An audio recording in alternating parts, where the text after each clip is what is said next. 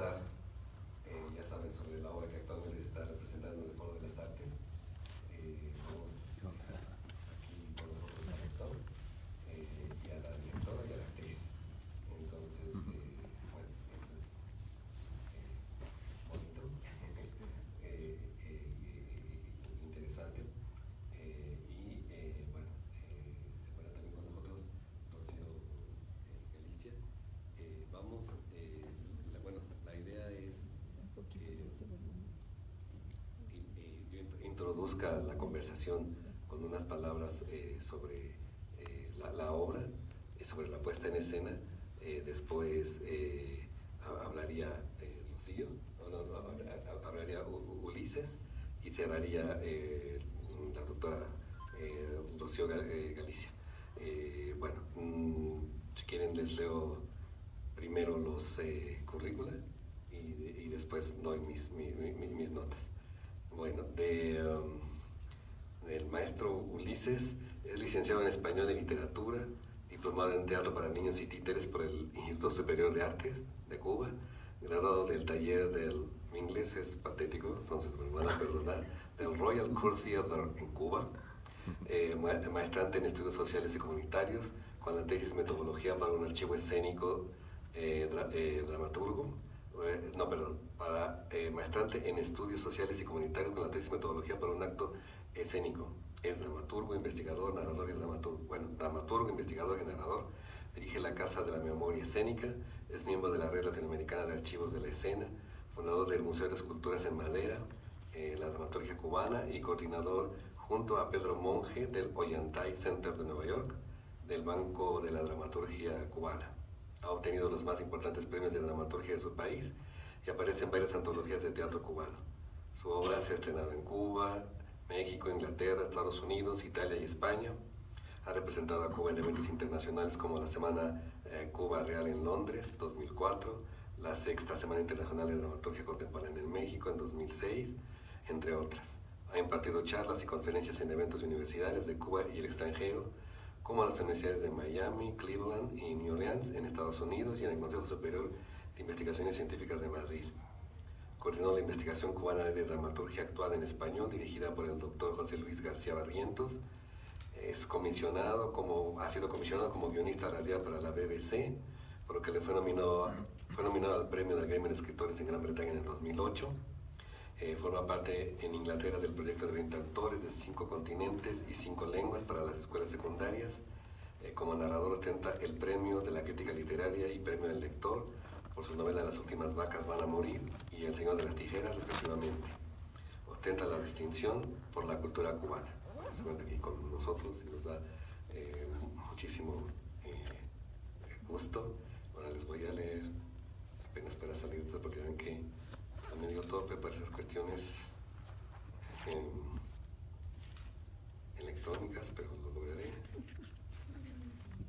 Ahí voy, para poderles leer el currículum de Rocío Galicia. Un segundo, tiene sus...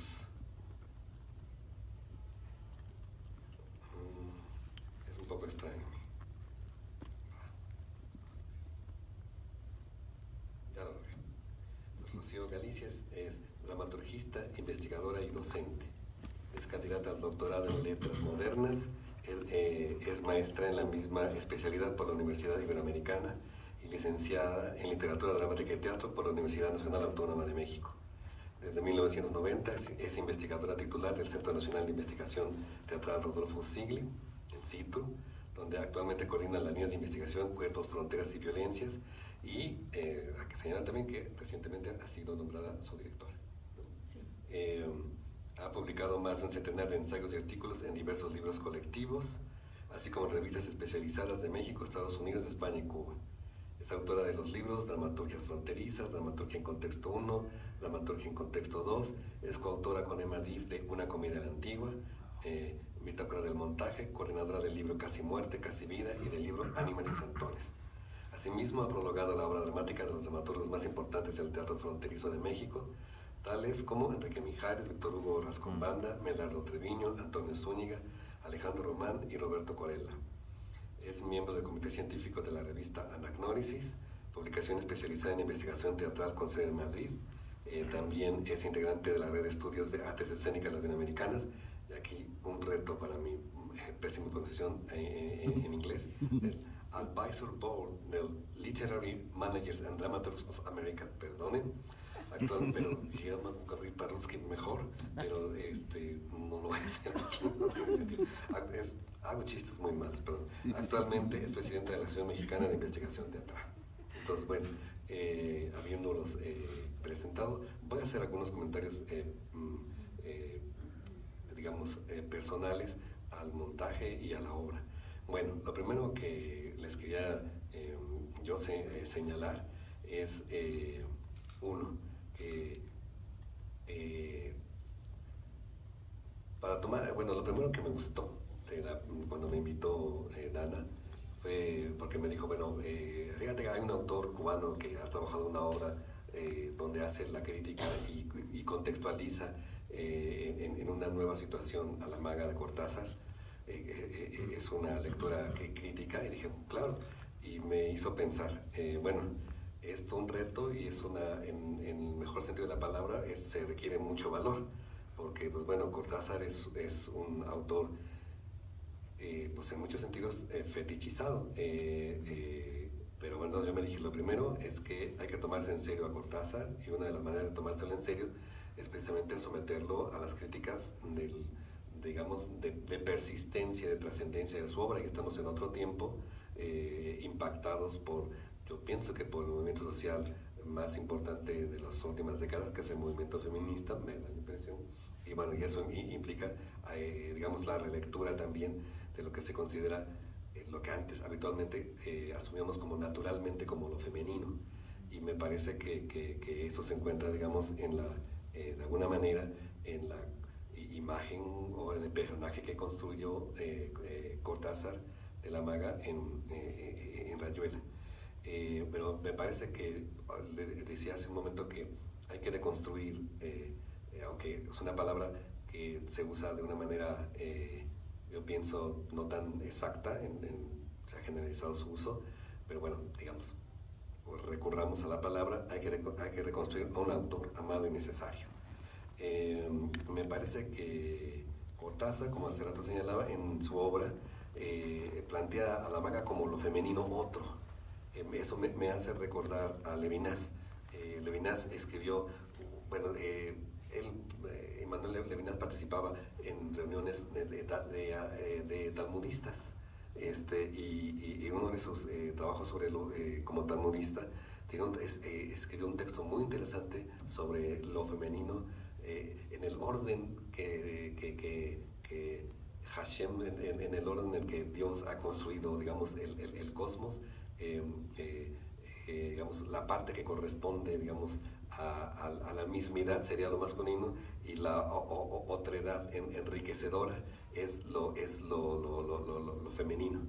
Me parece que, no creo que Cortázar haya leído a Levinas, pero me parece que en Rayuela esta estructura está planteada, ¿no? O sea, la maga es lo otro retador, lo otro misterioso, digamos, a la racionalidad de Horacio Oliveira,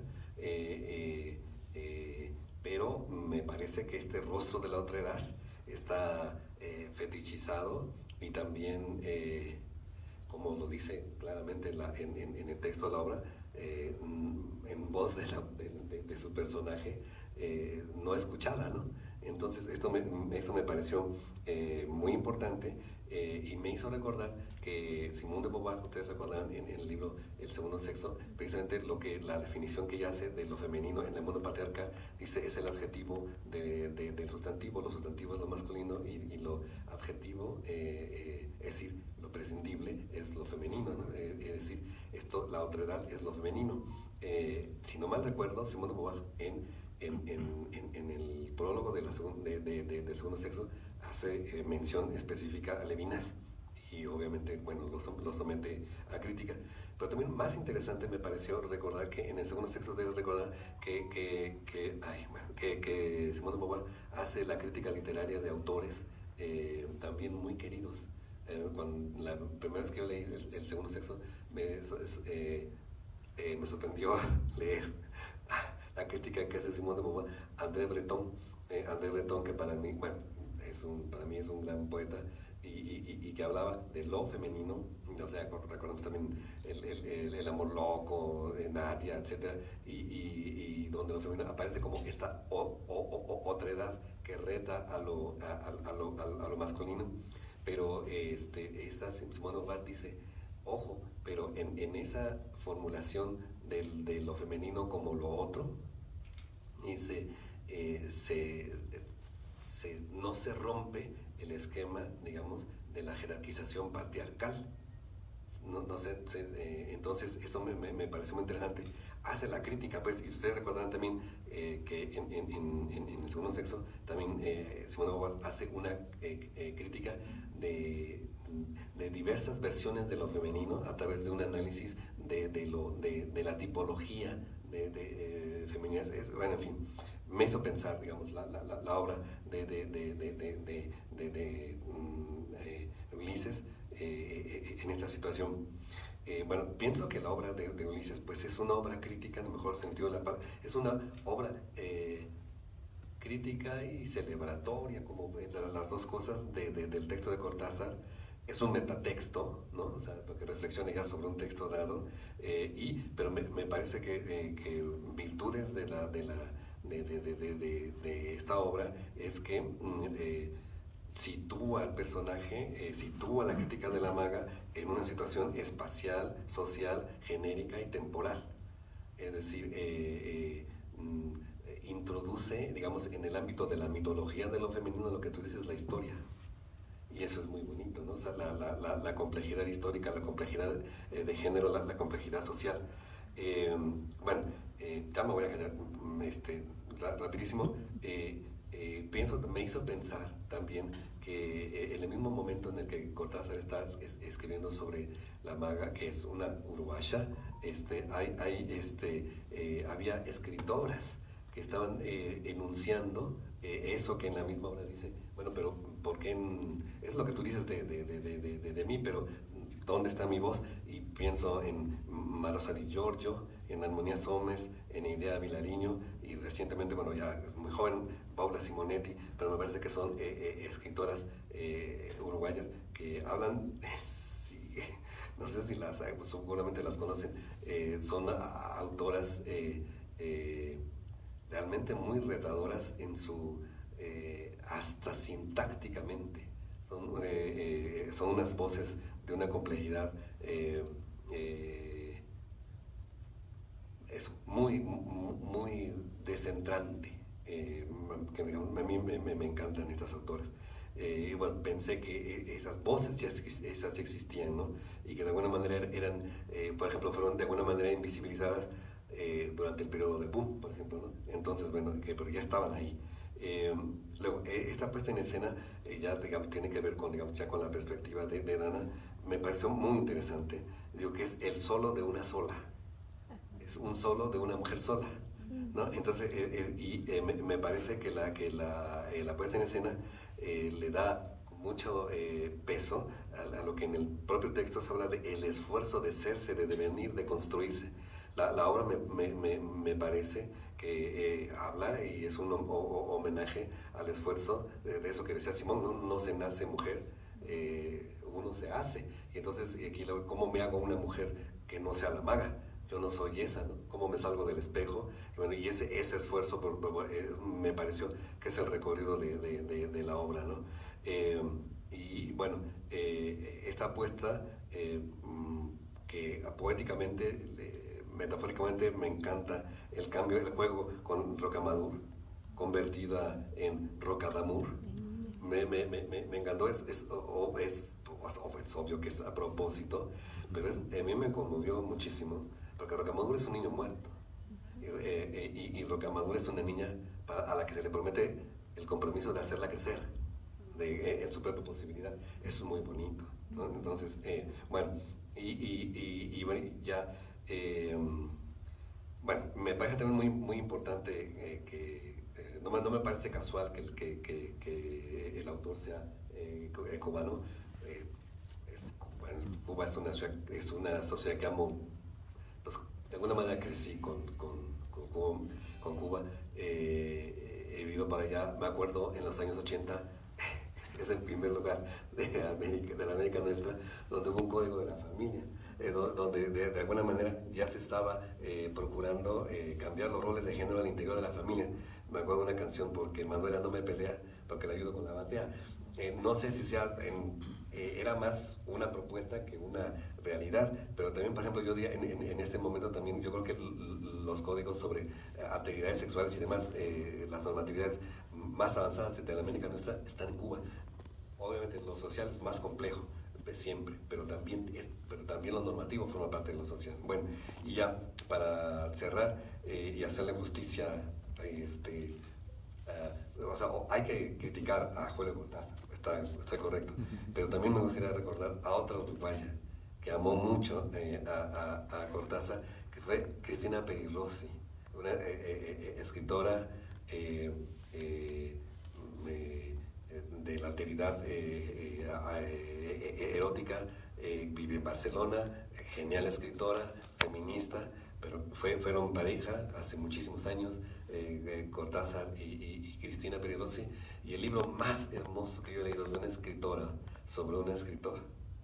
Es el libro que le escribió Cristina Perirossi, sin mencionar nunca la palabra amor, pero hablando de la apuesta de Cortázar en la construcción de su vínculo amoroso como un ser comprometidamente respetuoso. Y eso creo que se lo reconoce Cristina Perirossi. Entonces a mí me gustaría decir que ese Cortázar en la cotidianidad que conoció Cristina Perirossi, obviamente no se puede, hay que ponerlo también a dialogar con ese Cortázar instalado, pues de buena manera en los lugares comunes de la construcción de lo femenino en el mundo patriarcal, ¿no? Pero pues bueno, pues me encantó la puesta en escena, la actriz, que tuvo un reto, ya que fuimos a la función, un concierto al lado, sí. y todo, entonces el esfuerzo se magnificó, y bueno, bueno, agradecer al autor y a Dana, en fin, y a Conjuro Teatro y a los presentes. Entonces, pues, maestro.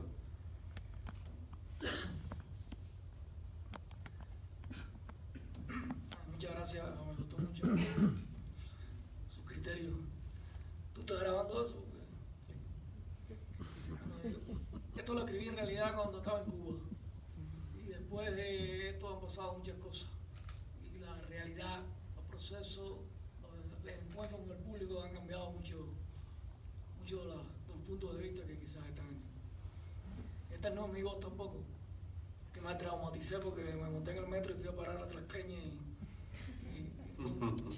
iba en el sentido contrario. Después de eso me quedé sin palabras. Cuando el dramaturgo cubano Eddie Díaz Sousa me solicitó escribir un texto breve sobre un personaje femenino de la literatura, pensé en dos: el Orlando de Virginia Woolf y en La maga de Rayuela de Julio Cortázar.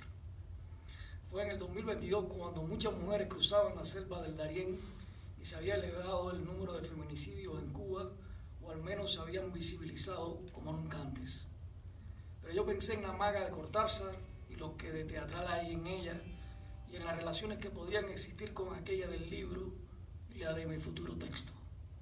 Pensé en la imagen del suicidio del paraguas, en la mujer fumadora de gitanes, espontánea, loca y casi neófita en las discusiones intelectuales, pero fundamentalmente en las mujeres que no se sedujeron por ella, en lo polémico que es el personaje de la maga, en el complejo mundo rayuelano, y pensé en darle voz a Lucía, una voz que dialogaba con algunos de esos instantes de la novela que son inolvidables, pero especialmente una voz que no es la maga de Cortázar, y en el que el personaje, el mío, se cuestiona y cuestiona, interroga y otras ironiza, en lo que hace énfasis la apuesta a Julio Cortázar, y piensa, dialoga un poco como otra mujer que se deslinda de Lucía, que es la maga y no lo es, porque esa es la esencia del texto primigenio, y luego de la dramaturgia espectacular que se sumerge aún más en el Cortázar de Rayuela y en la maga de Ulises y Cortázar.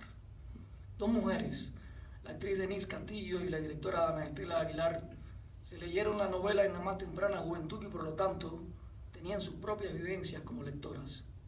La novela que causó furor en su época y sigue viva, la que no todos terminan y otros fingen haber leído, la novela que es un goce estético para un lector y un desafío para un dramaturgo, pero especialmente para un trío creativo que la lleva a escena, que la resucita de otra manera, que enfatiza cuestiones como el rol de la mujer más allá de la novela y su defensa contra la violencia psicológica y física, la emigración por regiones inhóspitas, las interrogantes de la libertad femenina y la potenciación de la maternidad, en este caso una niña, no un varón, que ofrece otra perspectiva, otro camino al futuro, el de una niñita que he bautizado Roca de Amor.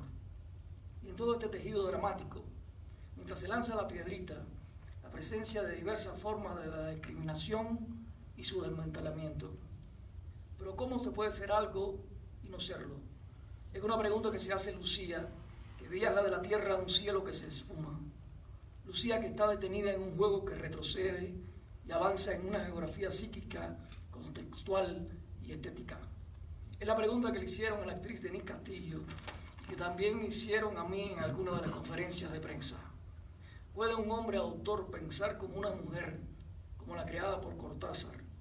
Ponerse de parte de ella o ser ella. El acto de creación del dramaturgo es metamorfosis.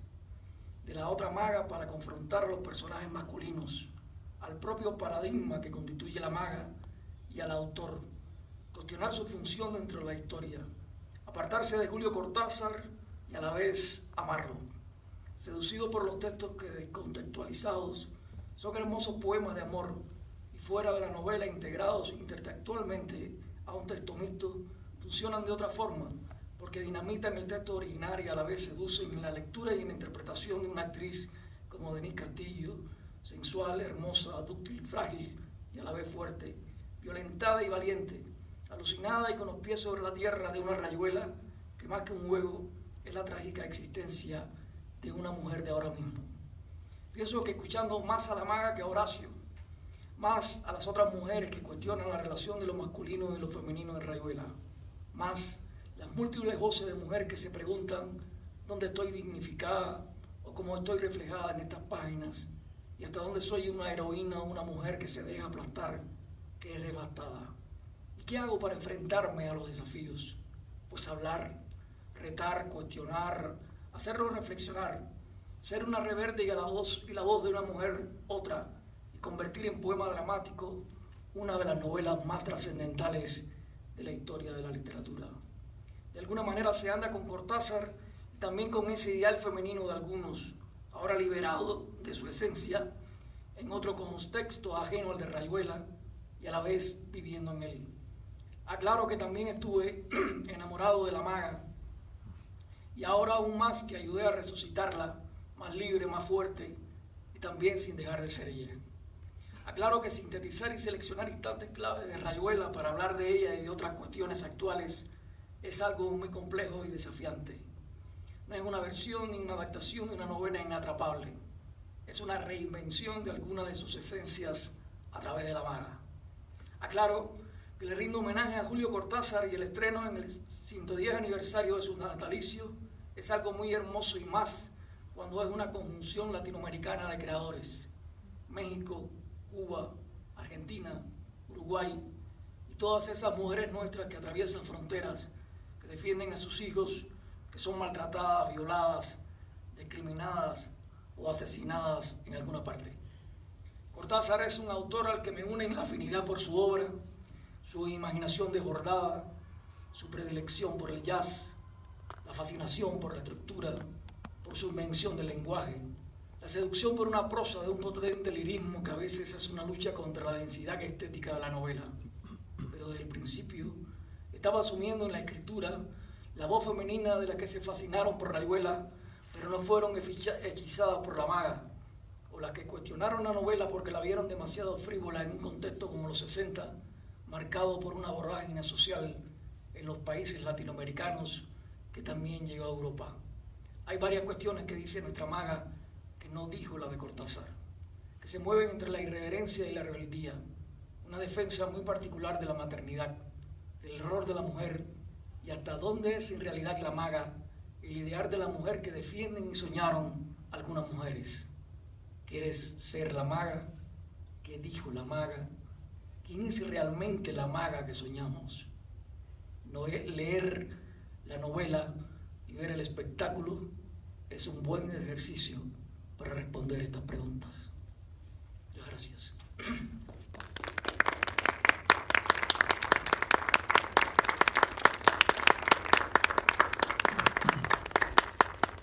Muchas gracias por estas hermosas palabras, inteligentes palabras, y bueno, damos voz a Rocío Galicia. Gracias. Bueno, yo voy a empezar por otro lugar, que es hablando de Conjuro Teatro. Me parece que este es el momento para hablar de uno de los grupos que hemos visto los últimos años luchando por hacer teatro con una constancia verdaderamente admirable por los esfuerzos que han hecho egresados de la Escuela Nacional de Arte Teatral, Dana y Héctor Hugo. Pues desde hace años hemos tenido la posibilidad de conocerlos en estos mismos espacios, a veces solo mirándolos pasar, no los conocía, no sabía quiénes eran, y después se ha ido construyendo una historia donde particularmente yo los conocí a partir de Los Niños de Morelia, ese montaje tan icónico, tan especial de la obra de Víctor Hugo Rascón Banda, que tuvo una repercusión importantísima y que tiene una impronta muy especial en el teatro mexicano. Esa que hoy es de las obras más montadas de Víctor Hugo, por la flexibilidad que tiene y el cariño que ha tenido Conjuro Teatro hacia la obra de Víctor Hugo Rascón Banda, donde nos conocimos en esa solidaridad de, por un lado, ellos apuntalando la obra, visibilizando después Contrabando en Barranca Bermeja, en Colombia. Es decir, tenemos esas historias ya largas de mucho tiempo. Y por otro lado, yo desde la parte de la investigación, entonces, ahora nuevamente pues tenemos esta oportunidad de verlos desde otro lugar, porque todos cambiamos, todos nos movemos desde el lugar inicial, y bueno, ahora verlos en este trabajo que sostienen y que es importantísimo. También quisiera hacer un llamado hacia el teatro cubano, que es fundamental. Hoy, a pesar de todos los conflictos, de todo lo que está pasando tan duro, no voy a hablar en términos políticos, quién soy yo para hablar en ese sentido, pero sí dando un espacio tan importante a lo que ha sido el teatro cubano para América Latina y para el mundo. A veces no se dice, a veces no se toma en consideración, pero creo que en espacios como este es cuando hay que darle cuerpo a esas voces. Yo la primera vez que colaboré como actriz, porque me formé como actriz, aunque ya parece muy lejano eso, la primera vez que colaboré fue con un grupo de teatro cubano, y lo primero que me sorprendió con Teatro Irrumpe, un grupo mítico, y pues los mexicanos, ellos vinieron a hacer una gira a México, y los estudiantes de teatro nos incorporamos a esa gira, y cuando iban a pagar, pues uno estaba acostumbrado a que hubiera jerarquías, ¿no es cierto? Y que entonces los actores principales pues ganaran más, el director, así, hasta bajar a los estudiantes de teatro que nos estábamos incorporando. ¿Y cuál fue la sorpresa enorme? Que dijeron, nosotros como cubanos estamos acostumbrados a que todos ganamos lo mismo. Entendí mucho de lo que era el teatro cubano y de esa solidaridad. Entonces, bueno, a mí mi primer salario fue altísimo como actriz, porque ganaba lo mismo que los primeros actores de Cuba, y además de un grupo importantísimo. Desde entonces, como Javier, tengo ese vínculo tan fuerte, específicamente con Cuba. Yo quise hacer mi tesis de licenciatura sobre teatro cubano, y entonces ahí emprendí mi primer trabajo de investigación yendo a Cuba, y el lugar específico que más me atraía, no sé por qué, es Matanzas, el lugar de donde viene Ulises, y verdaderamente me parecía un lugar mágico, y pienso en toda esta magia, en todo esto, pienso en esta puesta en escena como si fuera un palincesto, es decir, escrituras que están sobre escrituras, y nada más hay que rascar para ver los múltiples estratos que están en esta obra de La maga no soy yo. Entonces está Cortázar, está la escritura de Ulises, está Conjuro Teatro, está Cuba, está Uruguay, está Buenos Aires, está México. Entonces, si uno, digamos, abre su perspectiva visual, pues en realidad puede ver que es una obra complejísima y además sostenida desde una actriz. Yo vi 2 veces la puesta en escena porque el domingo me tocó una función donde no escuché ni entendía mucho, y la volví a ver anoche, y en este intento, bueno, reconocí el trabajo, por supuesto, de la actriz, que para quienes son actores saben que no es fácil para nada sostener un monólogo, y menos un monólogo tan complejo.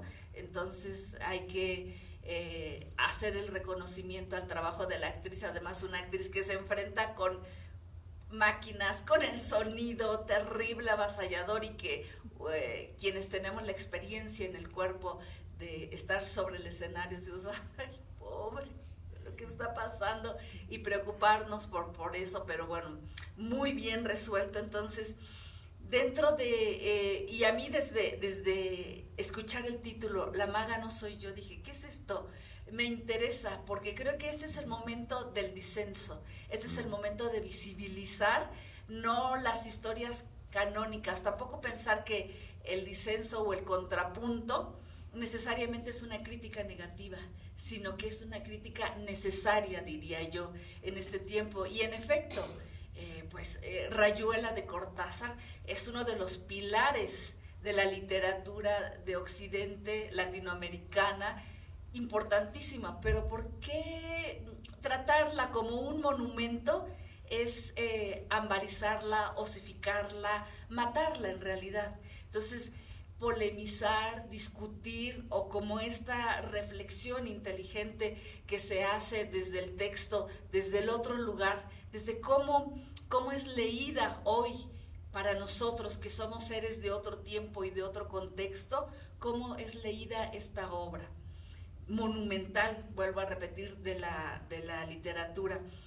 Y lo que a mí me fascinó es la crítica decolonial, porque nosotros somos los otros que no es Europa, y esta lectura pues es muy rica cuando dice, la maga no soy yo. Es ese lugar de la contradicción, de poder emitir un punto de vista crítico. Y si me preguntan cuál es mi texto favorito, es cuando pregunta la no maga, cuando pregunta, ¿y por qué negro? Cortázar. Sí, porque efectivamente se está haciendo una crítica a estos estereotipos que se mantuvieron por tantos años, ni siquiera años, siglos, son los negros, los delincuentes, los esclavos, los que tendrían que ser desechados, lo mismo que los indígenas, pero nosotros estamos del otro lado y empatizamos desde el otro lado. Entonces uno diría, sí, es un momento al que corresponde también la escritura de Cortázar, y es otro el momento en el que estamos ubicados como lectores.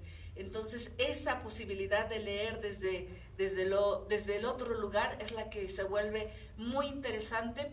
Otra vez, no en un afán de una crítica superflua o una crítica negativa, sino simplemente qué bueno, y por eso es una gran obra literaria que nos lleva a preguntarnos hoy, que nos interpela incluso, esta palabra que es tan fuerte, que logra interpelarnos para hacernos ver otras cuestiones que hoy pues ya no naturalizamos, ¿no? Como este ideal también de la mujer, porque de verdad que la maga para una generación construyó un ideal, y todas las mujeres querían ser las magas, incluso yo veo a algunas personas un poco también mayores que yo y su correo electrónico empieza con La Maga, y yo digo, pero sin embargo para otras personas más jóvenes pues sería esta la perspectiva, La Maga no soy yo.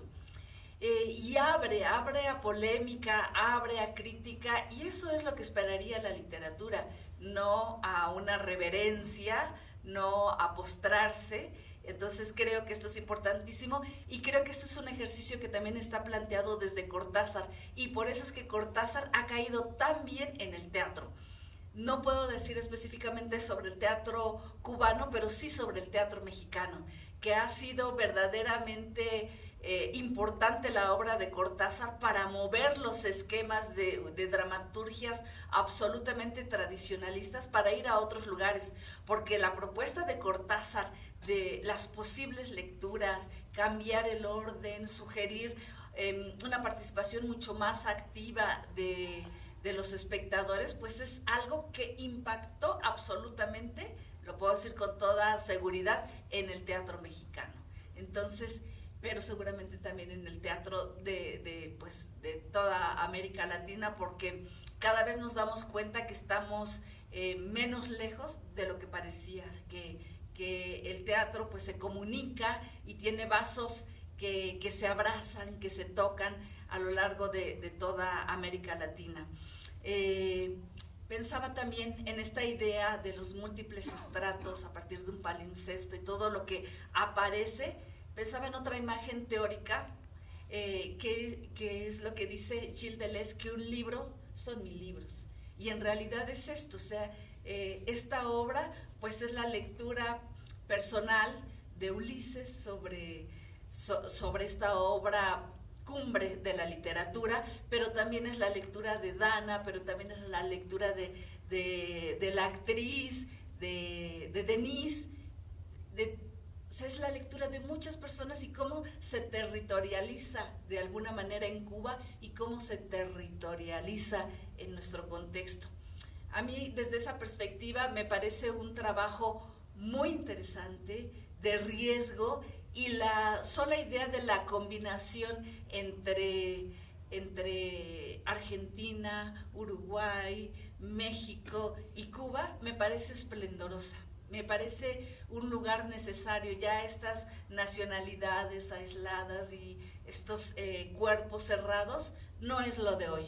Lo de hoy es la apertura, el diálogo, la confrontación. Me gusta mucho, yo no había visto esto que mencionas, Ulises, cuando hablas de cruzar la selva del Darién y los feminicidios, me atrapa. Verdaderamente mi lectura no fue por ahí, pero ahora me parece también uno de los temas contemporáneos, y pensar cómo es la mujer de hoy, pero no cualquier mujer, porque ya si nos empezamos a pensar en un determinado estrato social, o incluso respecto a sus geografías, respecto a sus tiempos, pues, y sus culturas, va cambiando mucho, pero me gusta mucho y ahora entiendo el vestuario. No me había quedado tan claro, pero ahora me queda clarísimo con esto que dices, porque es clave. O sea, de verdad, es tristísimo la historia de las mujeres que migran. No es la misma de los hombres que migran, ni es la misma de los niños que migran. La historia de las mujeres que migran es tan desgarradora como que ellas saben que van a ser violadas en el camino. O sea, un hombre puede que no lo viole, lo más probable es que no, también puede ser que sí, pero una mujer que va a emprender esta aventura de migrar con la idea de llegar a Estados Unidos, tiene que tomar anticonceptivos, tiene que salir porque ya sabe que a eso es a lo que va. Entonces, a pesar de que estemos hablando de un contexto donde las mujeres hemos alcanzado otras posiciones, donde tenemos otras libertades, también lo cierto es que no podemos echar las campanas al vuelo, o no por todas.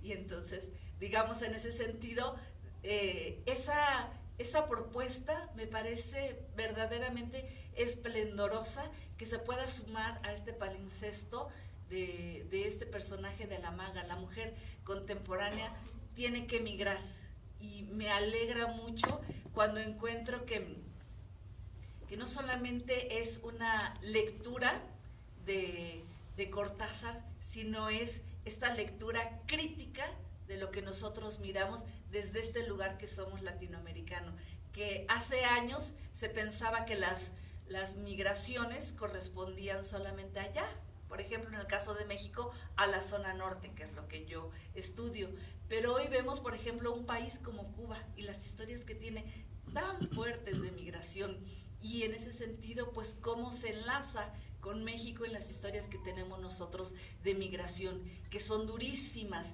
y desde esa perspectiva pues se vuelve mucho más interesante, se vuelve contemporánea, se vuelve entrañable, se vuelve estas líneas de fuga o estas maneras de escaparse de la historia de Cortázar para ir hacia otro lado, pues a mí me parece de lo más interesante. Y también el hecho de decir no, porque la maga no soy yo, y me remonta a Bartleby, cuando dice preferiría no, y al no es algo a lo que no estamos muy acostumbrados, pero que deberíamos acostumbrarnos al disenso, a ir hacia otros lugares, y no como un lugar de conflicto y de enfrentamiento, sino simplemente de ver otros posicionamientos desde otros lugares. Entonces, bueno, yo cerraría diciendo que también algo de lo que me hace pensar mucho en la puesta en escena específicamente es cómo está jugado el cuerpo, y es un cuerpo expuesto, el cuerpo expuesto de la actriz, que transita por diferentes lugares y que se expone, ¿no? Se expone en su desnudez, se expone en su fragilidad, se expone en muchas dimensiones que como espectadores siempre lo agradecemos, porque es una libertad que no todos tenemos, y que solamente o uno de esos lugares hacia donde podemos acceder es a partir del teatro. Entonces ella, Denise, hace lo que muchas quisiéramos hacer con nuestros propios cuerpos, y que estando sobre el espacio teatral se multiplica, se potencia de muchas maneras. Entonces yo cerraría agradeciendo pues que Conjuro Teatro siga haciendo este teatro, siga arriesgando de esta manera. En la investigación siempre decimos que hay que arriesgar pensamiento, y en el teatro yo diría que ahora me hacen pensar que hay que arriesgar el cuerpo. Gracias. Bravo.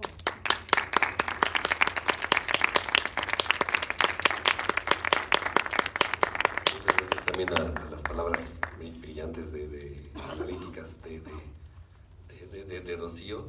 Y sí, por ejemplo, esto último que dices me hace pensar en la dirección y en el trabajo de la actriz. Por ejemplo, el juego muy interesante con la ruptura de la cuarta pared, porque en ese momento es cuando es de jugar con el cuerpo. Yo creo que romper la cuarta pared aquí para mí implicaba el hacer evidente la mirada patriarcal masculina sobre la construcción de lo femenino y particularmente de la corporalidad femenina. Entonces eso me pareció muy acertado como recurso escénico, ¿no? Bueno, posibilitado por la propia obra, ¿no? Entonces, en fin, pues no sé, creo que lo que corresponde pues son sus palabras, las palabras de ustedes, preguntas, comentarios, pues damos pie, ¿no? Quien quiera, no se agolpen, por favor. ¿Sí? Yo hago un pequeñito comentario a lo último que acaban de decir. A mí lo que me gustó muchísimo desde cuando comienza la obra, presentar a la mujer. Esa imagen desnuda prácticamente, ahí firme, eso a mí me encantó, porque entonces es a partir de ella que se comienza a desarrollar todo lo demás, ¿no? Entonces es una presencia muy, muy, muy importante. Sí, totalmente de acuerdo, porque de hecho creo que abre abre justamente a la exposición de lo femenino, porque Exacto. qué más femenino que el propio cuerpo. Claro. Y el cuerpo desnudo, no lo había pensado, pero ahora que lo dice es totalmente, ¿no? Por eso uno piensa desde la zona de riesgo y después se va vistiendo, pero empezar de esa manera abre incluso biológicamente, fisiológicamente, plásticamente, es muy interesante. Sí, el decir aquí estoy, soy Sí. yo, me muevo así, me muevo acá, me visto en el momento que necesito, ¿no? Y sin ninguna otra circunstancia más la que es ella en esencia, ¿no? Eso es muy bonito. Una pregunta, alrededor de esto mismo del cuerpo, empezar, ¿eso está en la dramaturgia o es parte de la puesta en No, escena? eso es de ella. ¿Ya? El inicio del cuerpo, eso fue de ellos. De puesta en escena, ok. O sea, Esa más inspiración femenino de Dana. todavía. Sí, sí. Está bien. Sí, es importante que Dana y yo que estamos trabajando en varios proyectos. Bueno, que concretamente lo hicimos con el Rey del Mambo y eso, pero siempre trabajamos. Yo siempre pienso que la dramaturgia es un material, que ese material se le entrega. Y eso, la lectura que ellas como mujeres tuvieron, ella como actriz, ella como directora, fue esencial. Por eso hablo del trío. Sí, un trío creativo, de dos mujeres y un hombre hablando desde la posición de las mujeres. Y yo tengo otra pregunta. No sé. No, si quiere continuar. Nada más una pregunta, el título del libro que citó de Cristina Peri Rosenblatt, Uy, es la descripción, porque todo eso me parece muy femenino. sí, Y justo con la observación de que, de Rocío, es lo que las mujeres quisiéramos en esto del cuerpo que acabamos de decir. del libro se lo debo, ayer lo estoy buscando en mi biblioteca, está en un local de mi biblioteca, seguro lo encuentro, entonces se lo mando a Dana para que pero espero encontrarlo de aquí al domingo prometido, y entonces el lunes ya lo tendrá. Pero les juro que el libro existe, no es una ficción, el libro existe. Sí, es que invita mucho eso sin decir el nombre, sin describir, hacer una declaración. Eso también me parece muy femenino. Y bueno, pues Cristina Peligrosa. Entonces, que creo que es el tema, ¿no? Sacar lo femenino, que aparezca más en la sociedad lo femenino. Quiero pensar. Y bueno, tengo. Ok, compañero. Porque ya somos tres que queremos el título. Ok, no, entonces sí, lo encuentro, sí. Pero aparte de eso, y abonando un poquito a lo que decían del trío creativo, yo estoy asistiendo en un proyecto y en algún momento le comentaba a Dana que se me hacía muy bonito que yo que conviví tan de cerca con el proceso, obviamente, era muy bonito ver cómo Dana con su visión, con su dirección, había transformado la propuesta que Ulises hacía en un principio en un texto original, ¿no? Potenciando la maternidad. Eso me pareció hermoso, porque por supuesto que estaba en el texto de Ulises, porque la maga de Cortázar es madre, y Ulises estaba ahí en el texto de Ulises, pero Dana todavía lo potenció muchísimo más. Y se me hacía muy bonito porque habla de ella, de su persona, de que ahora es una directora madre. Esto a mí pues me deja como una enseñanza de lo valioso que es ponerte también a ti siempre, de hablar de lo que a ti te conmueve. A mí la relación de la maga, de nuestra maga, o la maga del monólogo, la relación con su bebé me parece lo más entrañable. Esa transformación que hace de las líneas de ellos que todo lo entienden, no te pueden entender ni a ti ni a mí. Eso se me hace bellísimo y nada más que hacer, como poner un poco de atención en esa cosa que me llamó mucho la atención de esta visión de Dana.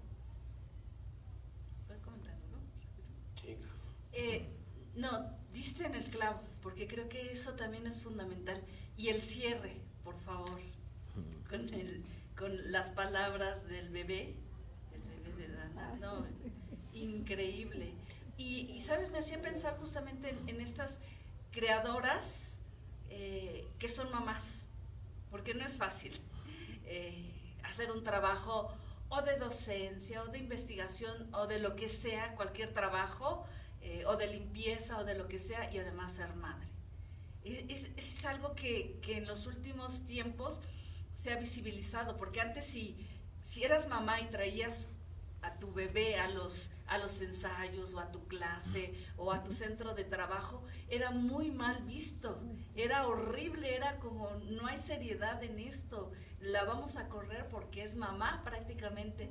Y hoy justamente en ese sentido hemos ganado terreno, no del todo, pero estamos en ese proceso y cada vez más reflexionamos en estas multitareas que tenemos que hacer las mujeres, porque no abandonamos, no porque ahora seamos directoras de escena o porque tengamos que otro tipo de actividades, incluso pues de mando, no se puede abandonar el cuidado de los otros.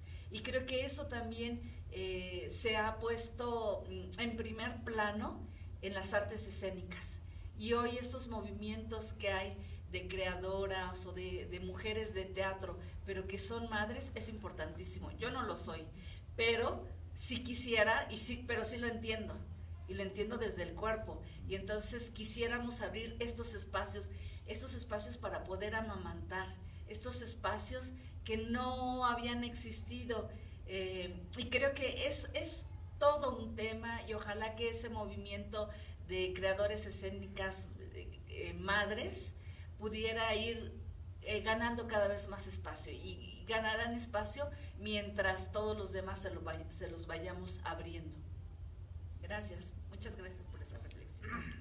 Gracias. Bueno, yo quisiera hacer un comentario sobre esto y la novela, y una pregunta hacia Ulises y hacia ustedes también, tal vez, que es algo que yo como lectora, ahora que volví a releer, y que la palabra releer la subrayo porque eso viene en mi participación posteriormente, y con esto que está mencionando Rocío, de las mujeres creadoras, o la mujer que es madre, que se dedica a la crianza, pero también al trabajo, pero también a su intelecto, también a ser persona, ¿no? Y que se subraya mucho en la novela, y que a mí como lectora desde siempre, cuando leo ese capítulo, me da muchísimo coraje, que están todos en la casa. El niño se muere. Y el niño se muere y nadie hace nada, nadie apoya, solo están pensando en que si Flaubert, Montesquieu, bla bla bla, en que a ver si ya me haces caso, en que no, es que te gusta el otro, y hay una vida ahí, ¿no? Y que somos responsables como sociedad de los infantes, y que también un poco lo proyecta incluso Cortázar cuando habla de la violación de esta mujer a los 13 años, y que es algo que no ha cambiado, eso no ha cambiado mucho. En nuestro caso, como creadores escénicos, comunidad, pues nos apoyamos un poquito, ahora que estuvimos en gira, ¿no? Creo que yo la menos, pero todos como apoyando a Dana en su parte materna. Pero sí quisiera resaltarlo, porque nos falta mucho en ese sentido como mexicanos. No sé como cubanos, no sé como argentinos, pero creo que nos hace falta mucho el cuidar a las infancias, protegerlas, el abuso infantil que se habla poco y sucede mucho.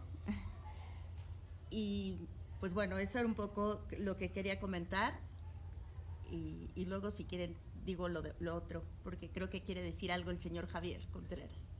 No, es que precisamente cuando salimos bueno, fui con Lulu, y cuando salimos de ver la obra, precisamente comentamos ese capítulo. Y bueno, si no quiere hablar Lulu, pero ella decía, básicamente era decir que estos tipos no son incapaces de sentir. Y yo decía, más bien, no es que sean incapaces de sentir, es que están aterrados y no saben qué hacer. Pero es estar aterrados y no poder hacer nada. Habla también de la construcción patriarcal de una virilidad inútil ante ciertas problemáticas, ¿no? Ahí está un niño que se está muriendo y mejor hablamos de Flaubert, ¿verdad? No, hablamos de teorías psicoanalíticas, en fin, de incapacidad de dialogar con lo que está ocurriendo en términos de vida, que me parece, bueno, es implícito, no era la intención de Cortázar, pero me parece que implícitamente es también una manera de decir, varones, ¿en dónde estamos? ¿Qué estamos haciendo? Y me hace pensar en un libro que estoy leyendo ahorita, que se llama El feminismo para el 99%, de Cynthia Rutza, a ver si me acuerdo, Titi Bhattacharya y de Nancy Fraser, tres feministas, que dicen que en este momento es muy importante articular lo que sabemos de defensa en relación con la vida de la producción social, dice, al ámbito de la reproducción. Dice, hay que articular las dos luchas, y el ámbito de la reproducción implica todo lo que tiene que ver con el cuidado, ¿no? Con la escucha del cuidado. Y dice, ellos dicen, si no damos esta articulación, no estamos haciendo una revolución profunda, una propuesta civilizatoria global. El cuidado es súper central y creo que es un comentario muy prudente y muy pertinente. Y que no se centre solo en la mujer, ¿no? Exacto, sí, es todo, sí, todo. Sí, exactamente. Sí, y otra cosa que porque al principio habló Ulises, la relectura, y que, bueno, no sé, varios aquí leímos Rayuela antes de ver la obra, creo, y pues nos acercamos a un universo conocido y que nos abre preguntas, pero ¿qué pasa con las personas que no lo han leído? ¿Sucede la invitación a la lectura? Supongo que en cada espectador es diferente, sí. Y lo digo en este sentido porque, como reflexión, porque hace unos días alguien puso que la verdad es que sentí que era alguien como que estaba enojado con todo del sistema de teatro en México, y hablaba de que todo lo que está en cartelera es muy intelectual y que la gente no quiere eso, ¿no? Y yo no soy, a mí sí me interesa, cuando voy al teatro me interesa leer al respecto, pero qué tanto sí estamos acercando la lectura, ¿no? O plantear, decir, bueno, ¿quieres conocer Rayuela? Lo encuentras en la librería aquí al lado, o tener libros ahí. O sea, el CENAR tiene una librería, no sé, como ya en estos tiempos inmediatos, no sé qué tan, si hay que dárselo más cercano al público, sobre todo los que no conocen nada, porque sí, dicen, es que no entendí nada. Claro, ya después cuando empiezas a platicar dicen, bueno, como que caché esto y sí está muy bonito esto. Digo, tampoco es algo que tengas que entender lineal, y pues ya, termino hablando de la novela y entienden un poco, pero sí, es como, sí sucede la invitación a la relectura, pero ¿sucede la invitación a la lectura? Esa es mi pregunta. Yo creo que, mira, yo creo que a partir de lo que hemos vivido, las experiencias que hemos tenido con los diferentes públicos, de los cubanos hasta los mexicanos. En el caso de los cubanos, para mí me era mucho más fácil tener el conocimiento de qué era lo que estaban pensando por muchas razones. Y con los mexicanos me cuesta, no sé, ¿no? Salvo los que como se acercan y conversan. Pero bueno, la experiencia cubana, que yo pienso que tratar de entender tratar de entenderlo del desconocimiento de Rayuela es un error. Para un espectador normal que venga. Pienso que tú vienes a ver algo diferente. Y mis conversaciones y mis investigaciones de terreno allá me demostraron que había mucha gente. Hay dos tipos de público para este espectáculo específico. Uno, los que no han leído Rayuela, y yo creo que de alguna manera se les invitó a leer, a provocarlo, por lo menos a que buscaran qué cosa es Rayuela y cómo pudieran llegar a ella. Y segundo, un público que sí conocía a Rayuela. Que yo estoy viendo la obra, para los que no la vieron era el tema de una mujer migrante con otro, en el caso de los cubanos entendían muy bien eso, lo que estaba pasando, porque era incluso nosotros la palabra traficante era la primera que estaba, nosotros la cambiamos porque ya para nosotros, en nuestros conceptos populares, la palabra coyote ya adquirió un sentido que no tenía. Porque ya todo el mundo en Cuba sabe que el coyote se le paga para hacer esta travesía. Entonces, cuando tú decías traficante, ¿no te acuerdas, Dana, que vamos a cambiar la palabra traficante por coyote? Porque traficante puede ser otra cosa. Pero coyote ya para el cubano, por lo menos, funciona con el sentido real que tiene. Entonces, mucha gente me decía, ellos entendían una historia. Y está la otra historia que lleva a otros procesos muy difíciles. Pero también hay que pensar que tenemos que tener un espectador inteligente.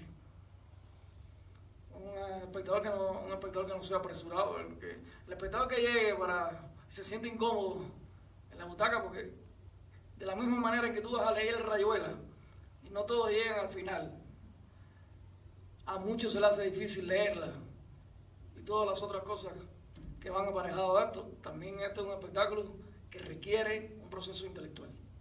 Pero un proceso intelectual que yo también me he dado cuenta en las 8, 9, 10 funciones ya, que la gente hace silencio. Porque también yo creo que ahí está el espíritu que está también en la belleza de la palabra. Y la gente, más allá del resultado de la puesta en escena, que es de imágenes visuales muy impactantes, la gente escucha. Tú sientes un silencio, sí. Yo creo que está en la belleza de la palabra, en ese diálogo que hay con Cortázar constantemente y con lo que propone esta maga que no es. Entonces, eso, el que no entendió, pues ni modo, no podemos dar un curso de preparación, porque textos menos complejos que este, hay gente que tampoco lo entiende. Claro. Sí. Es decir, hay público que no está preparado, desgraciadamente, para ver teatro. Entonces, eso no puede uno preocuparse con eso, porque tú no puedes complacer a todo el mundo. Claro. Para eso existe la diversidad de espectáculos diversos en el que tú vas a que te guste. Yo voy a ver aquello, voy a ver al otro. Nosotros queremos decir esto y nos hemos comunicado con mucha gente. Claro. Entonces, eso es lo importante, lo otro. Como los miles de gente que no se han leído Rayuela, y se han leído El Quijote, y se han leído La Ilíada. ¿Cuál es su mundo? ¿No? Claro. Profesor. Yo quiero decir algo. Me parece muy interesante, Denise, la pregunta que haces sobre...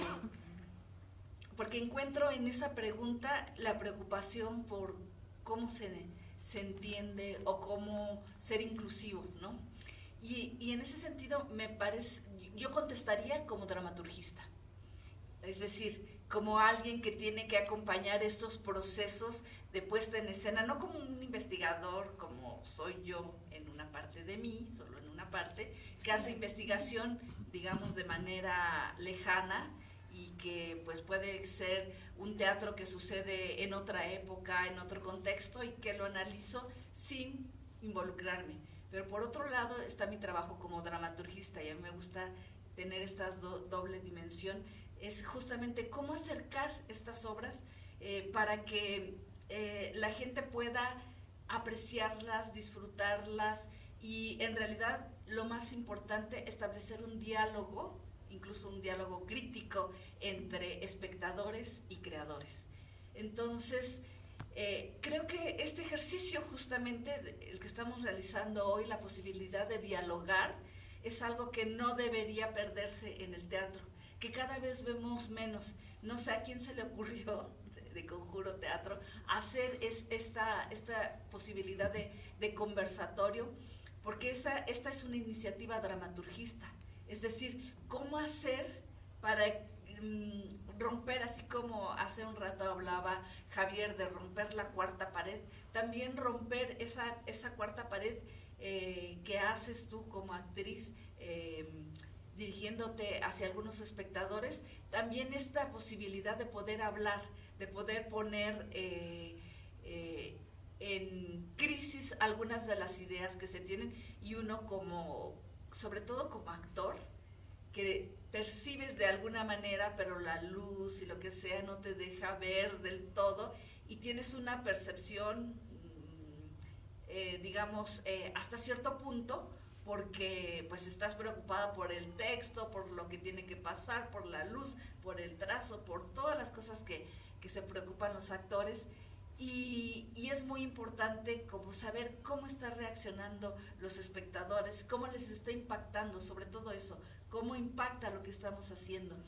Y creo que en esta posibilidad, que yo reitero, no se debería de perder, e incluso se debería de fortalecer cada vez más la posibilidad de dialogar, de echar abajo esta frontera de ustedes allá y nosotros acá, sino esto. A mí me está encantando este ejercicio que estamos teniendo ahora, porque empezamos cada uno de los tres sugiriendo algunos temas, pero lo que está apareciendo a partir de sus intervenciones, de sus inquietudes, lo vuelve mucho más interesante, y estamos desjerarquizando también espacios de poder, ¿no? De que son unos, mira, estamos aquí arriba y tenemos un micrófono, pero lo que estamos intentando es romper esta posibilidad para enriquecernos todos. Entonces, creo que si los espectadores tienen esta posibilidad de dialogar y saber más a partir de la obra y a partir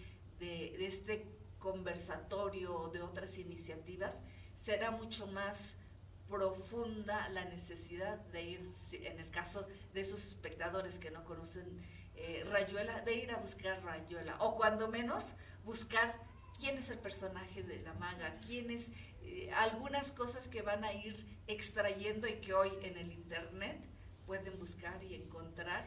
Y digo, no es lo mismo, no es la misma experiencia, pero por lo menos sí tener ese ejercicio. Y yo quisiera cerrar esta intervención con una frase de Italo Calvino, cuando dice, el lector conoce el futuro, y que es trasladada por Enrique Mijares y dice, el espectador conoce el futuro. Es decir, nos encontramos como dice Ulises, con espectadores inteligentes, que quizá no conozcan del todo Rayuela, pero que construyen ese diálogo y esa interacción, y cada quien hace su propia maga. Y eso es lo más maravilloso, porque hoy en día ya no hablamos del público como un conjunto, como una masa, sino del espectador y su subjetividad. Y ese diálogo que se da de tú a tú entre la obra, que mira a los espectadores, no solamente los espectadores miran a la obra, sino también la obra mira a los espectadores y nos interpela de muchas maneras. Hay a quien no, puede ser, porque hay quien no comparte los códigos, pero hay quien sí, y nos lleva a pensar en muchas cosas. Digo, creo que en ese sentido a las mujeres nos interpela de muchas maneras, y ya cuando tienes toda esta información que hoy hemos comentado, y mucho más de lo que hay, porque son tanto la obra de Cortázar como la obra de Ulises, son muy ricas porque conllevan múltiples lecturas, y eso es lo rico. Las múltiples lecturas la tienen que hacer múltiples espectadores. Claro. Yo quisiera comentar algo, porque me parece muy interesante tu pregunta, ¿no?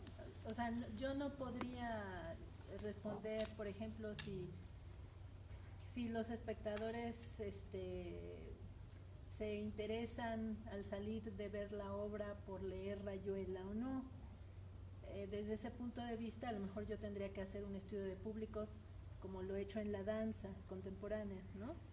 Pero haciendo ese estudio de públicos que en la danza contemporánea, creo que el lenguaje de la danza contemporánea es aún más complejo, porque no está la palabra, ¿no? Cuando no está incluso cuando vemos teatro físico y no está la palabra, es retador para los espectadores, ¿no? Entonces yo diría que hay primero varios tipos de espectadores, ¿no? Muchos espectadores, o sea, hay muchos públicos, no hay un solo público, ¿no?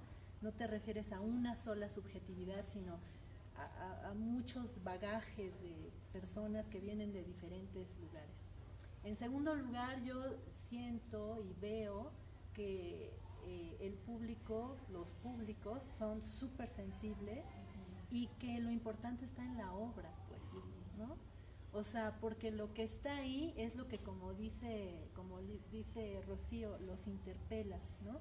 Y entonces mi experiencia entrevistando espectadores especializados, no especializados, aficionados, etcétera, de danza contemporánea, ha sido que aunque te digan, claro, porque a lo mejor al preguntarles qué entendiste, ¿no? O qué sentiste, o qué te pareció, bueno, pues también una respuesta muy fácil es me gustó, no me gustó, ¿no? Esa es una respuesta muy fácil que no conduce a muchas cosas, ¿no? Pero a veces los espectadores se defienden porque piensan que tienen que dar una respuesta muy intelectual, ¿no? Bueno, Rayuela, uy, el feminismo, uy, las mujeres, y luego si es varón, ¿no? O si es mujer, en el caso de esta obra, pues es importante. Pero yo creo que todos se llevan algo. Yo estoy convencida. O en sueños, al menos. No, en la realidad todos se llevan algo. A lo mejor no supieron decir en ese momento, a lo mejor pusieron una barrera y dijeron, no entendí nada.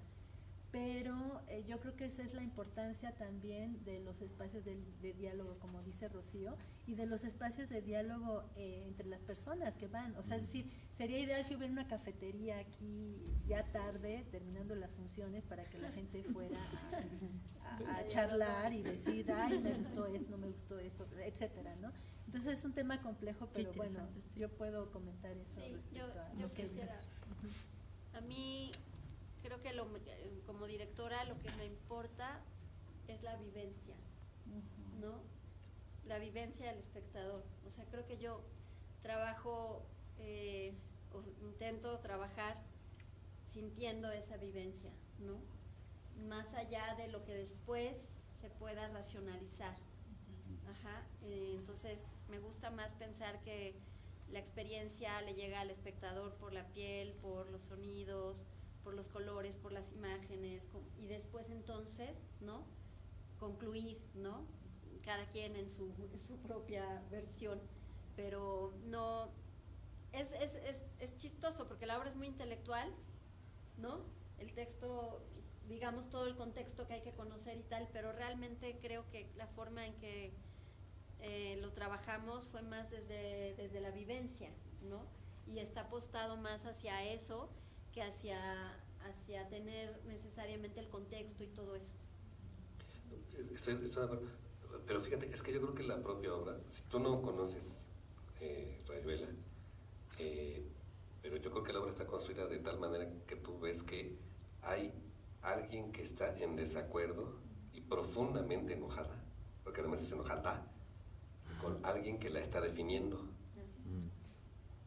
Puede ser X Dios, pero aquí es alguien, ¿no? Aquí es el que escribió. Me da la impresión que en la obra es empieza como es el enamorado, que tú eres como la maga, sí, como un elogio, y pareciera, y ahí empieza a ir, creo que es la situación, digamos, de inicio de la obra, es decir, alguien que está queriendo hacer un elogio a partir de que yo te defino, lo que la obra dice, pues será muy bonito, pero sabes que yo no soy esa. Y la obra se va sobre eso. Entonces yo creo, si yo no conozco cortaje, etcétera, pero la situación, yo creo que es recorrible. Y yo creo que una estructuración de una obra, digamos, la cortesía con el espectador y con el espectador es que sea recorrible. A lo mejor no lo inmediato se puede saber. Entonces yo creo que es eso. Y luego la puesta en escena es darle cuerpo.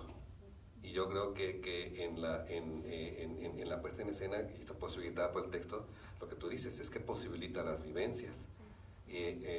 Yo salí movido, porque pues cuántas veces no me coloqué en el lugar de Horacio Oliveira, diciendo tú eres, no la maga, pero sí X, ¿no? Eres la Shekhinah, ¿no? O sea, ay, eres la presencia divina ¿sí me explicó? Entonces te mueve, creo que porque la situación está clara. Entonces, en fin, yo diría que ese espectador a lo mejor salió enojado por otras cosas. Capaz que salió enojado porque la obra le pegó. En fin, claro, ahora sí que estoy interpretando quién sabe quién sea, pero en fin. Sí. Yo, bueno, necesito hacer la confesión de que yo no he leído Rayuela. Y justo desde esa perspectiva, o sea, yo encuentro que la esencia de la obra y de la puesta en escena no reside en Rayuela. O sea, yo justo veo esto de que creo que es más reconocible esta crítica, este cuestionamiento a qué es lo femenino, a la otredad, incluso como justo este cuestionamiento de uno mismo, que significa el cuestionamiento del otro y viceversa. O sea, siento que va más sobre esa línea de búsqueda y de resignificación de lo que somos, que de un ejercicio intelectual sobre si leíste Rayuela o no. Ajá, y contestando justo como a si invita a la lectura, bueno, por lo menos a mí, sí. Sí, o sea, nosotros la vimos anoche, y sí, invita tanto a la lectura de Rayuela como a este otro diálogo que genera la puesta en escena y la dramaturgia en sí, al cuestionamiento y a la definición. Y justo estaba buscando la palabra, pero sí, la puesta en escena la hace recorrible. No está ni abstracta ni digerida, es recorrible y te hace encontrar como elementos con los que te puedes identificar.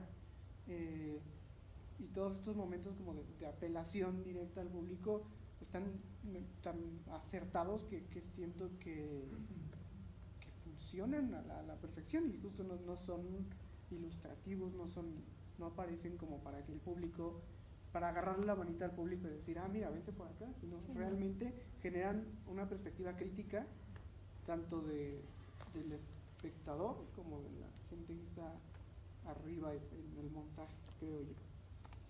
Gracias. Tengo varios amigos que no son actores ni artistas ni nada. Luego los invito a que vean mis cosas y es común que me digan, esto es que no lo entendí. O sea, se ve bonito y todo, pero no lo entiendo. Y yo, pues, un poco para suavizar o aliviar un poquito esa confusión, siempre les digo, es que a lo mejor no tienes que entenderlo. Y como que ya se quedan más tranquilos, ¿no? Me llama la atención el comentario que le llegó a Denise, que le dicen, es que lo que está en teatro es muy intelectual, ¿por qué no se dice al revés? ¿Por qué lo que está afuera está muy digerido?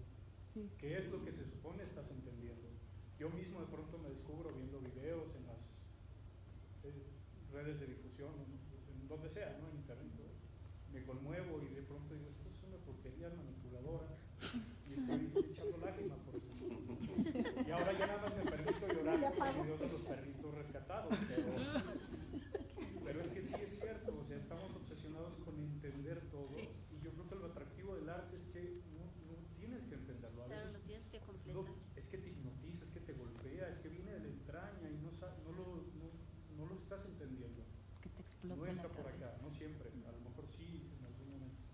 Y me acordé ahora de una historia que leí cuando el paso histórico del teatro al cine, un cineasta muy famoso, no recuerdo quién, invita a un iluminador a trabajar con él. Ya el iluminador, hace su trabajo, todo, termina la película, y el director, muy enojado, le dice: oye, ¿cómo pretendes que cobre un boleto entero a un espectador para que vea mi película cuando tú solo iluminaste la mitad de mi jodido actor? Y el iluminador le dice: pues es que así es el lenguaje teatral. Lo que quiero decir es que hay un lenguaje que está propuesto, que a lo mejor es ahí donde la gente de pronto siente que si no lo domina, entonces no es propicia para el teatro. Pero pues es un lenguaje como cualquier otro, te tienes que empezar a familiarizar. Yo creo que lo primero está por una cosa ahí como que te tiene que llamar, no te tiene que, sino que te suceda algo que a lo mejor en un momento no lo vas a entender, pero que poco a poco quizá lo puedas descifrar o no, pero seguramente algo te va a quedar.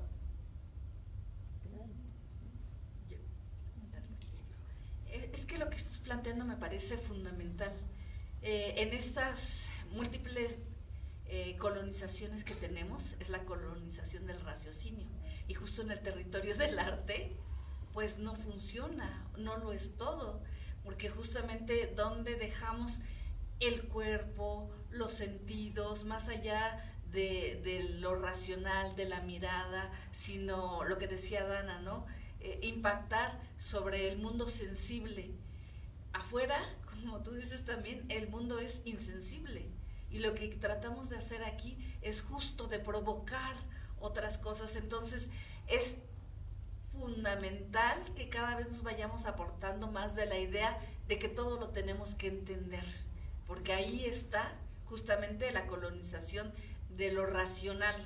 Pero cuando estamos en el territorio del arte, y más en el territorio de la danza, del teatro, de las artes escénicas, sabemos el valor que tiene el cuerpo. Y entonces uno sabe, lo entendí con el cuerpo. Y cuando te están enseñando a bailar, por ejemplo, a veces no sabes cómo hacerlo si te ponen cuentas y todo esto, sino simplemente el cuerpo tiene memoria y el cuerpo sabe cómo hacerlo. Y entonces cuando uno abre esas posibilidades, cuando uno habita esos lugares, las cosas se vuelven mucho más placenteras. Y esos espectadores que quisieran entenderlo todo, yo creo que hay que empezar en ese sentido, a descolonializarlos y a decir, no todo es entendible, y en todo caso solo es una parte. La parte racional solo es una parte de esto complejísimo que somos los seres humanos y que tenemos múltiples posibilidades de acercamiento. Y justo, porque la ciencia, pues sí, tiene un predominio sobre la razón, pero el arte no. Tampoco quiere decir que se quede de fuera, porque también tiene que ver mucho con una mirada crítica, creo, y que yo defendería muchísimo, y que me hace ver, y que soy feliz, no soy mamá, pero en ese momento me sentí como mamá con la intervención de Gaspar. Dije, ay, qué lindo, porque son mis estudiantes en la clase en la ENAD, y digo, de verdad, cuando uno escucha como este nivel del discurso, dice uno, qué bien, porque no se necesita tampoco tener títulos para poder emitir una apreciación, y si es con todo el cuerpo, y si está hecha con toda honestidad, creo que también este es el momento que desde las teorizaciones, desde el giro afectivo, desde el giro performativo, desde todas estas otros lugares de aproximarse al arte, pues nos sentimos enriquecidos. Entonces, eso que antes no, a mí incluso me incomoda un poquito cuando dicen, es que no entendí lo que el dramaturgo quiso decir. Yo digo, ¿todavía estamos en eso? O sea, ¿qué es lo que quiso decir? ¿Cómo ahorita decimos, qué es lo que quiso decir Sófocles o Shakespeare o quien sea? Y todavía hay quien dice, no, tu lectura es equivocada porque es esto y nada más que esto, y no te sales de esto. Pues esto es muy chiquito. para todo lo que quiso, lo que puede resonar, no lo que quiso decir, sino lo que puede resonar en nosotros. Y por eso vuelvo a citar a Italo Calvino cuando dice: el lector conoce el futuro. Y de verdad, o sea, a veces nosotros incluso tratando de elaborar, ya sea desde la creación o desde la investigación, una cierta imagen, cuando esta imagen desborda e incluso te dan otras interpretaciones, que dices: ay, caray, no era lo que yo había propuesto, pero qué interesante que eso exista. Yo solo para abonar a lo que han dicho, o sea, yo siento que lo bonito del arte es eso, ¿no? Que es subjetivo, o sea, es lo que a mí me transmite.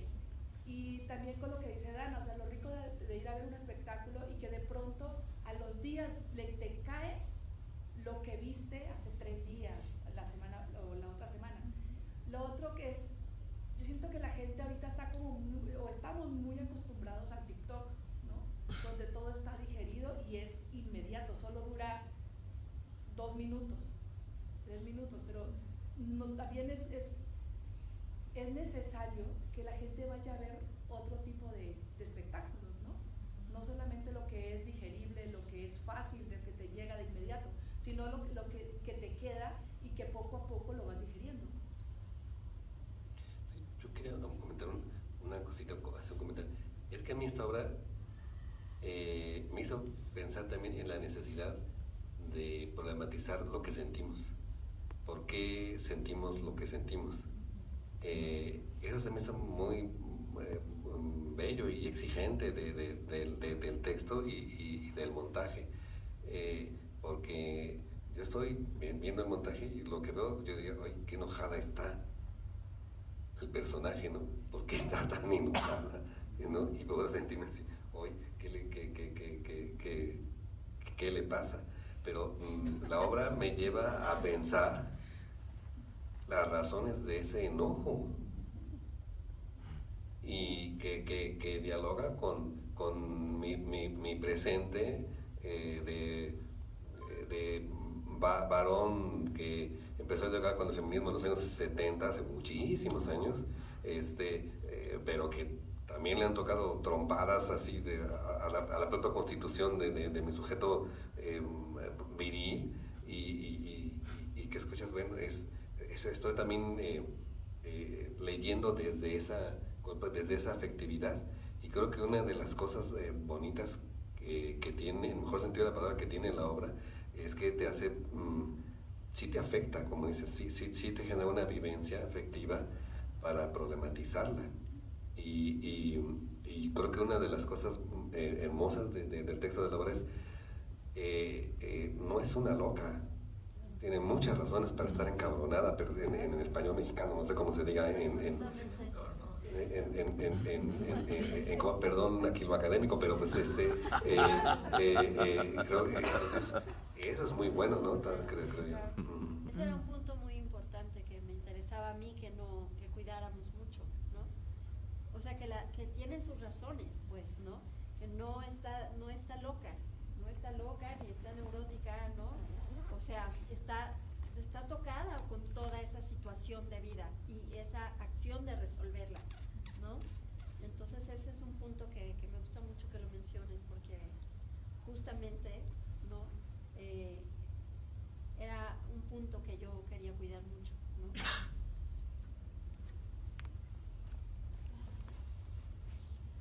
Pues no sé. Sí. Sí, aquí. Perdón. Escuchando los tres, porque yo tenía esa misma inquietud. Claramente, en mi caso también fue una invitación a la relectura que no he hecho, de La Rayuela. Pero sí me surgió la misma pregunta, y será una invitación para quien no la leyó. Mi impresión era que no, precisamente por el enojo. Que bueno que sí, me da mucho gusto. Sí. Porque lo que me gusta mucho de Rocío, entre otras cosas, es el disenso. El disenso, ¿cómo dijiste? El disenso, porque permite habitar esta parte nueva que estamos hablando, femenina, y además completamente y además que no está loca, efectivamente hay razones claras para eso, quien las niegue pues estará mal, pero también está el otro lado de perderse ese mundo cortasariano, que desde mi punto de vista, efectivamente, esta plática tenía que ser intelectual, porque qué más que Cortázar, ¿no? Que es un lleno de citas, pero no son citas que provoquen la grandilocuencia de todo lo que sabe, sino de una cosmovisión que permite que la realidad se describa con sutilezas. Entonces, por eso digo, el disenso, dijiste otra palabra que permite que tengamos los dos, o sea, no ¿Contrapunto? ¿Cómo? ¿Contrapunto? Contrapunto dijiste también, pero es un disenso como que sin descalificar a los. Sí. Ese es el punto, porque perder ese, efectivamente, del lado de Cortázar, tenemos una visión masculina completamente. Sí. En eso estoy de acuerdo. Pero ese mundo también sería muy triste perderlo. Sí tenemos un enojo, que era mi preocupación, justamente, eso invitará a la lectura, sí invita a la relectura, pero invitará a la lectura, y la parte que me empezaba a hacer sentido a que sí invitaba es la manera en la que como lo expresaste, con el disenso. Y tenemos las dos cosas, porque desde mi punto de vista es muy masculino la intelectualidad. Sí. Y utilizada esta intelectualidad para tener esa visión, ese mundo bello, que es el arte. Cortasariano, pues es un gran elemento, ¿no? Y por otro lado, también se ve en la obra de Dana la no intelectualidad. Ahí tiene momentos que yo la vi también con El escándalo que pero sí logré sustraerme, y solo recuerdo cuando sale las nubes estas, el humo exactamente, también es un momento donde se nota esto que dice la directora. Entonces yo, conjuntando, lo único que estoy diciendo, estamos bien, están los polos trabajando aquí, gracias muchas gracias a darnos esto. Bueno, yo lo que quería decir es muy grato, porque yo creo que ahora todos ampliamos la percepción que teníamos de la obra a partir de escucharnos los unos a los otros, que no partimos de los mismos lugares, que tenemos lecturas distintas, múltiples, pero complementarias, ¿no? Ahora yo creo que en este ejercicio es muy claro de cómo nos vamos todos enriquecidos, y si volvemos a ver la obra, la vamos a ver con otros lentes, claro, desde otros lugares, ¿no? Porque nos hemos enriquecido con la voz de todos, con las intervenciones, y eso es justamente un trabajo, pues, que es muy necesario hacer del teatro. No porque se tenga que explicar, porque aquí no ha habido una explicación, no en esta línea jerárquica, sino en esta posibilidad de qué nos da. Y por otro lado, a mí me parece interesantísimo que justo del lado de la literatura esté Cortázar y esté Ulises, y del lado del cuerpo esté Dana y esté Denise. Y eso hace, y esté la escena, en realidad, ¿no? Entonces eso lo hace de verdad complementario, mucho más redondo, muy rico, ¿no? O sea, no se pierde ni lo uno ni lo otro, sino al contrario, se incorpora. Ah, exacto.